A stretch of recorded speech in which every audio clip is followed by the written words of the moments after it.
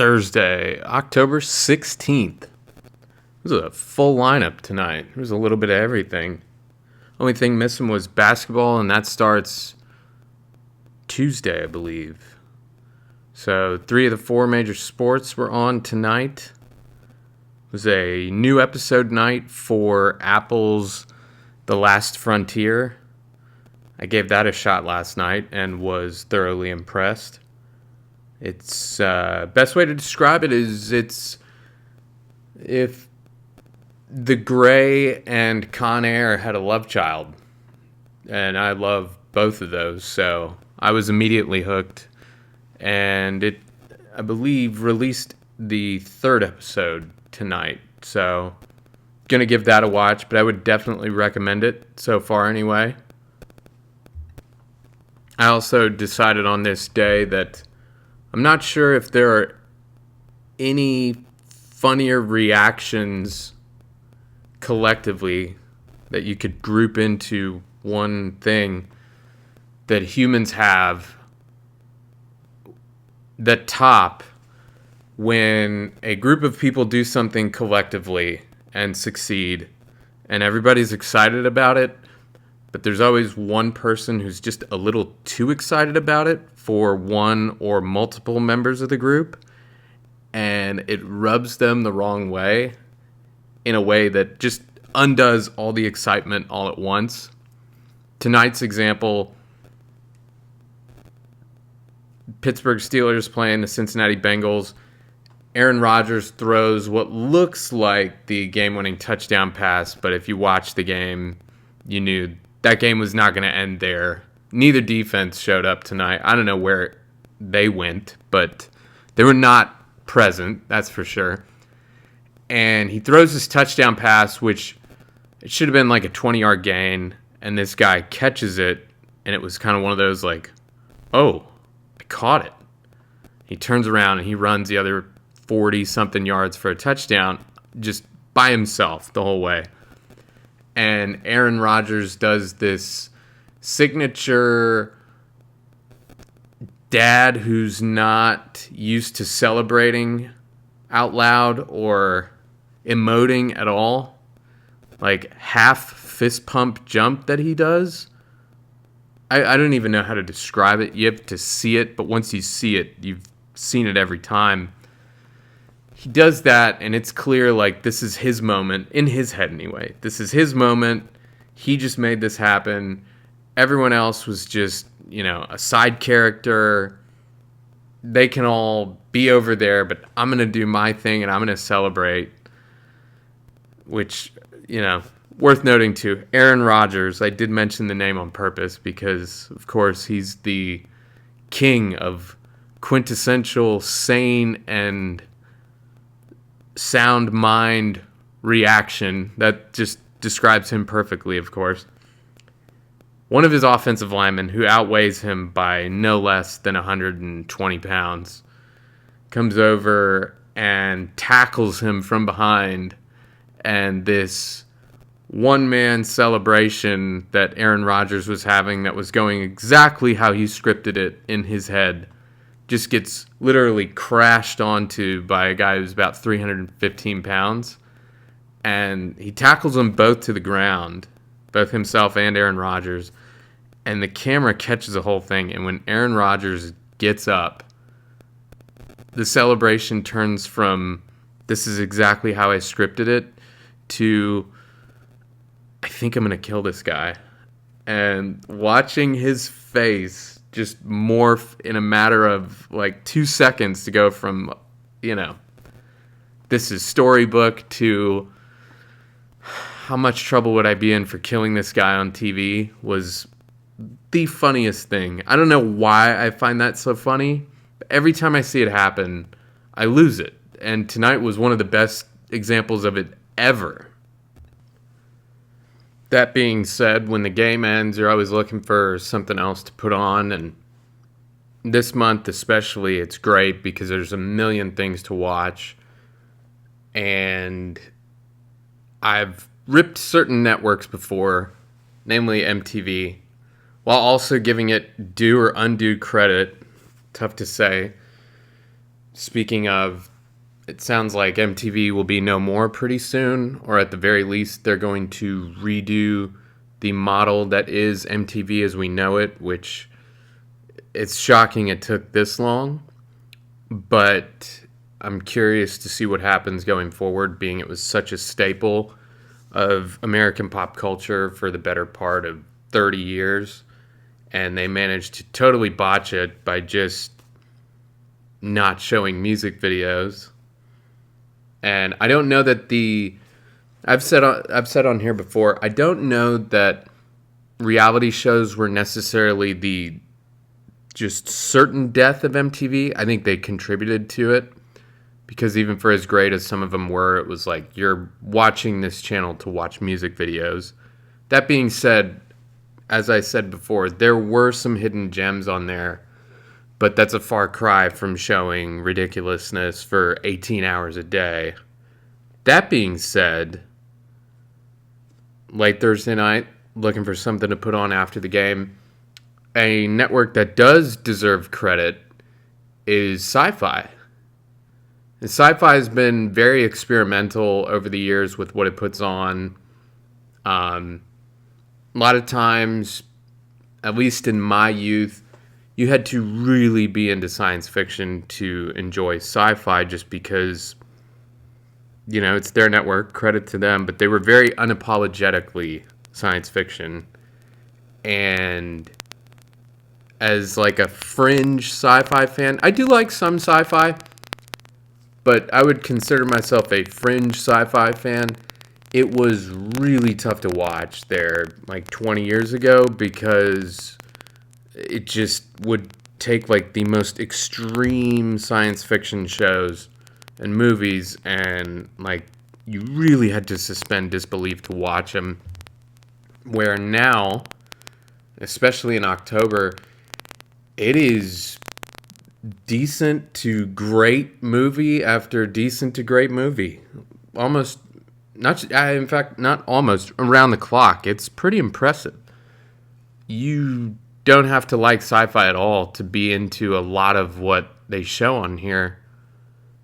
I would say Tonight being a great example. Right now they've got on The Invisible Man. I thought that one was pretty entertaining. I was curious to see how they would portray that in a movie. I feel like it's one of those plot points that's tough on film but easy in a book. But I thought that one was entertaining, and I didn't see which one, but I know there's a Halloween coming on after this. Neither of which involve being overly into science fiction to enjoy it. So credit where it's due. Sci-Fi puts on some good stuff the month of October. And speaking of this time of year, one thing I will point out that I've always found weird, especially over the last 5 years as it's just become more and more of a growing trend, is the massive lawn ornaments.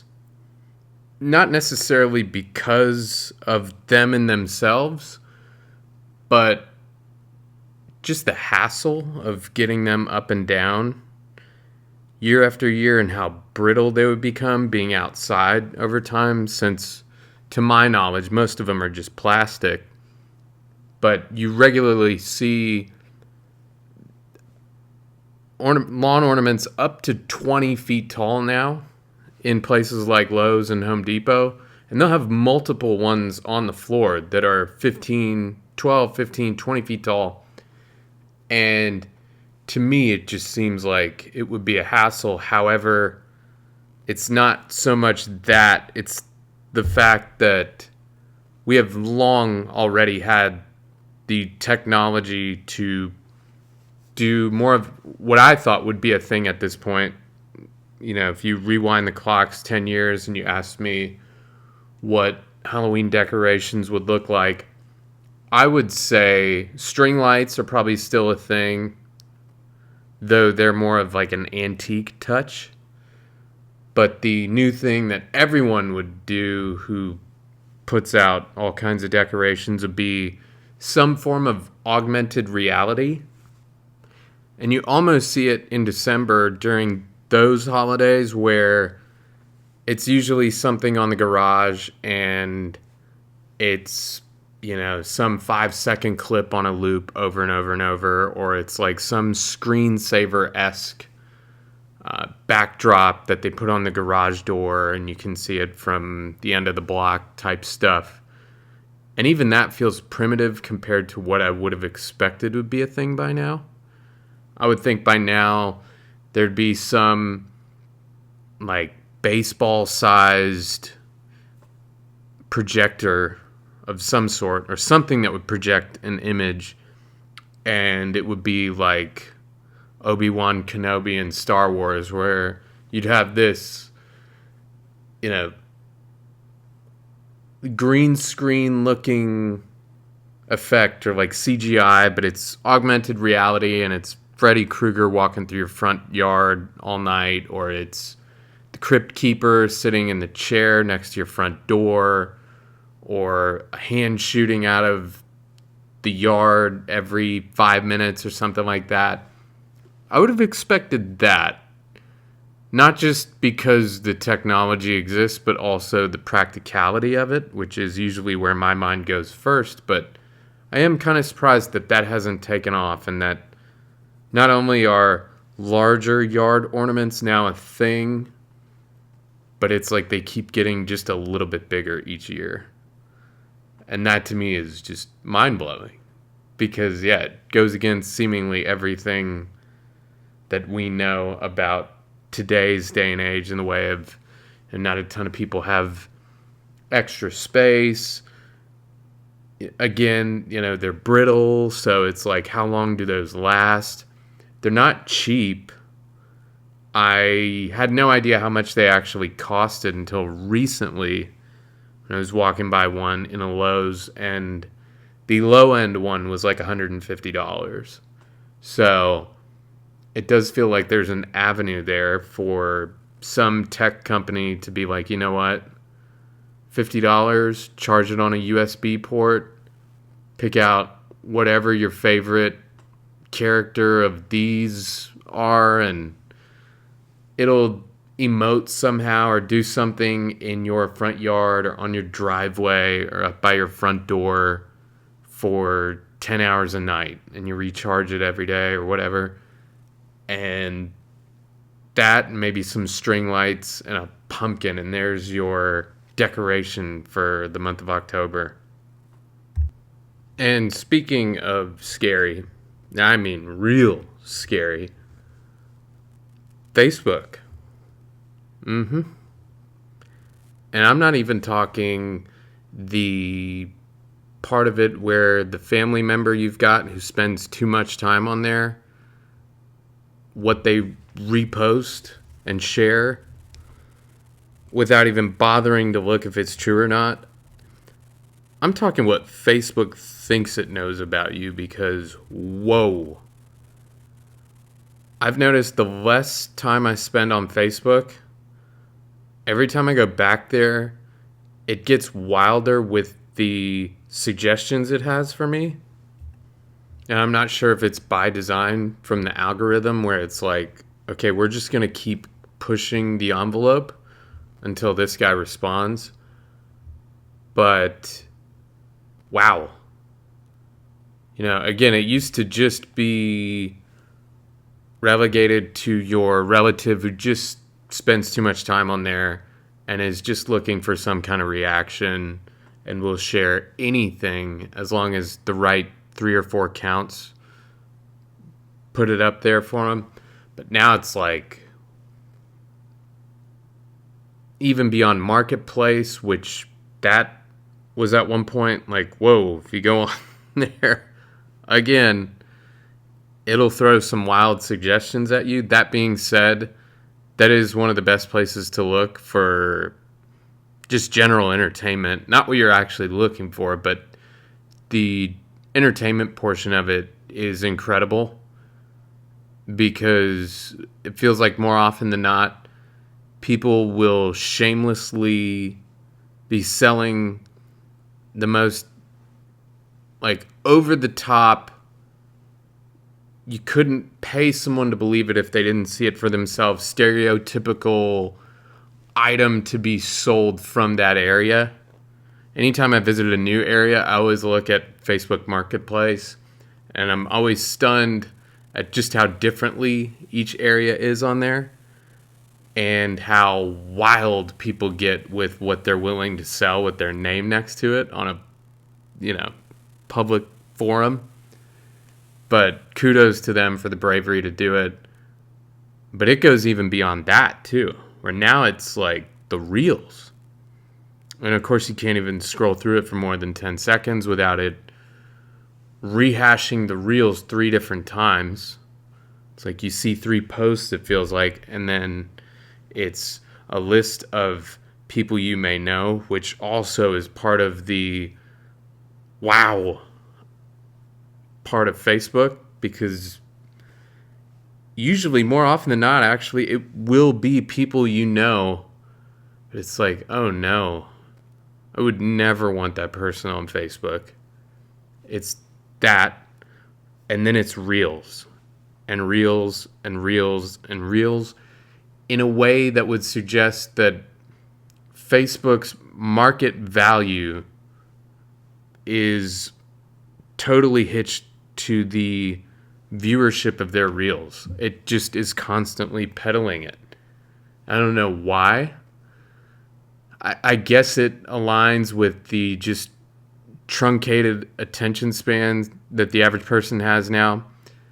But every 7th day or so, when I go back on there and it shoves some reels in my face, it just gets more off the rails.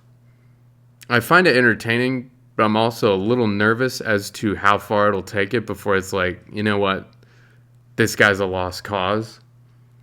But I feel like I'm at least in the neighborhood of that point. But how far I'll let it go remains to be determined.